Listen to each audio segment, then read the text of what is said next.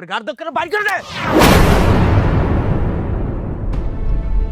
কি হলো? ওরা তোমার এইভাবে ধাক্কা মারলো কেন? ধাক্কা দিছি, বেশ করছি। ওই তুই এখনো দাঁড়াই রিসুস কে আমার বাড়িতে? তুই আমার সৎ ভাই, তোরে পরিচয় দিতে আমার লজ্জা করে। তুই যাবি না কেমন তোর মাই রেখা দামু?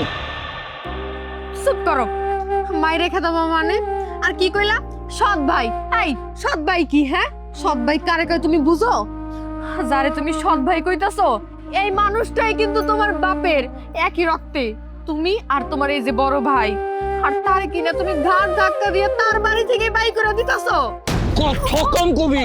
ও ভাইজানের লেগে তোমার পড়তাছে, হ্যাঁ?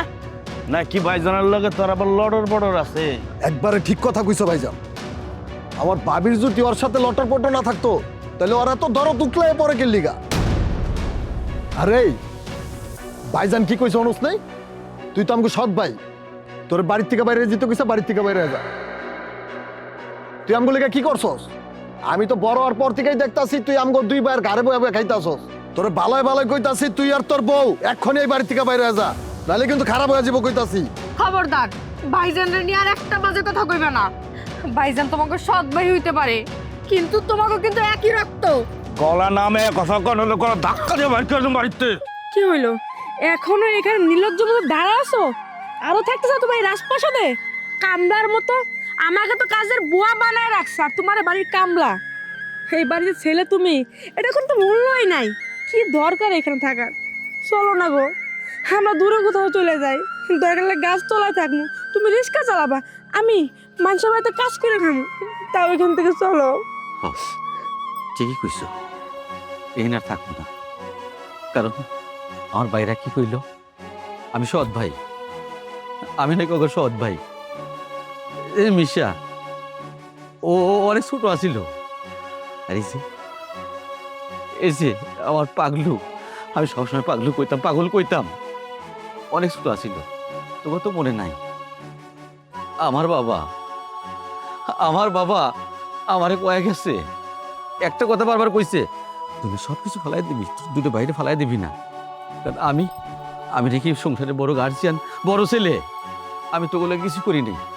সারা জীবন কষ্ট কইরা তো ঘরে দুই বাড়ি লালন পালন করে বড় করছি, কিন্তু আসলে রে মানুষ করতে পারি নাই। মানুষই করতাম, তোরা দুজন আমারে সৎ ভাই করতি না, ভাই বলতি, দাদা বলতি। যেহেতু এই পরিবারের জন্য আমি কোনো কিছু করতে পারি নাই, আমি সৎ ভাই, আমার কোনো কিছু নাই, আমার কোনো অধিকার নেই। বাইরে আমি চলে যাবো, যাওয়ার আগে দুইটা বাইরে কই, আমার যেমন বাই করে দিছস, তোরা দুই ভাই দুদিন পরে তুই ভাগ হয়ে যাস না। তোরা ভালো থাকিস, চলো। দাঁড়াও, এই বাড়ি থেকে যেতে হলে এই দুই ভাগনা যাবে, তুমি থাকবা। কেন যাইব না? জানো এই বিশাল সম্পত্তির মালিক হলো এই তোমার সৎ ভাই।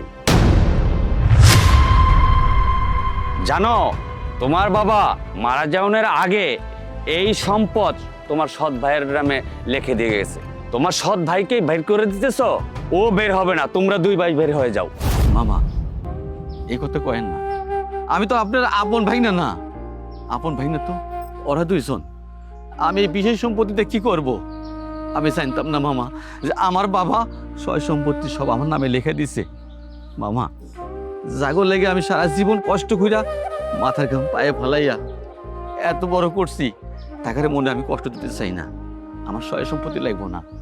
আমার দুইটা ভাই যদি আমারে ভাই বলে ডাক দেয়, আমারে যদি কয় তুই আমার বড় ভাই, আপন ভাই, এই আমার সয় সম্পত্তি, ওরাই তো আমার সয় সম্পত্তি।